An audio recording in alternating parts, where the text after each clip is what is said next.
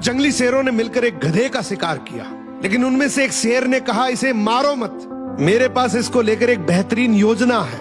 उस योजना के तहत शेरों ने गधे को अपने साथ रखा, उसकी देखभाल करके उसका विश्वास जीत लिया। फिर एक दिन उसे वापस गधों के समाज में भेज दिया, पर इस बार वो गधा एक गधे की तरह नहीं, बल्कि वो एक शेर के समान गधों का राजा बनकर वापस आया था, जिसके पीछे सभी शेरों का साथ था।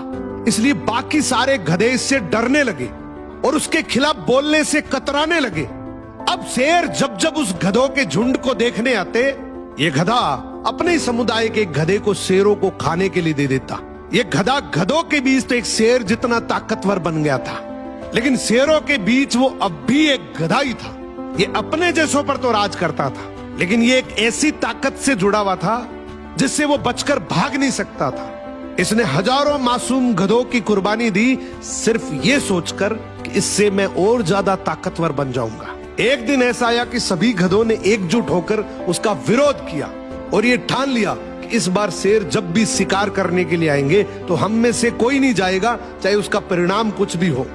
अगले दिन जब शेर आए तो ये गधा अकेला ही खड़ा था, इसके पास कोई दूसरा झुंड नहीं था।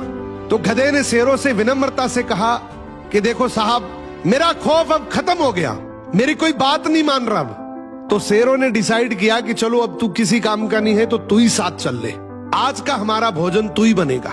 इस तरीके से आखिर में इस गधे का भी शिकार हो गया। हर समाज के अंदर एक ऐसा गधा जरूर होता है जो अपने लालच के लिए, अपनी ताकत बढ़ाने के लिए अपने ही समाज को दांव पर लगा देता है।